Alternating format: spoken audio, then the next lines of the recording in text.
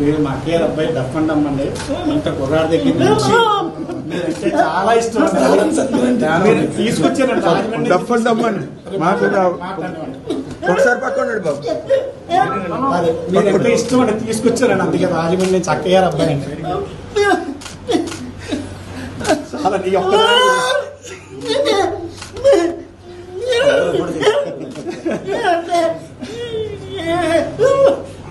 అందు గురించి చిన్నప్పటి నుంచి అండి మీరంటే మేనర్ స్వయాన మేనర్లు రాజమండ్రిలో ఉంటాడు. అందుకని అసలు ప్రతి సినిమా 2 సార్లు హాల్లోకి వెళ్ళి చూసాడు వ్యక్తి. First cinema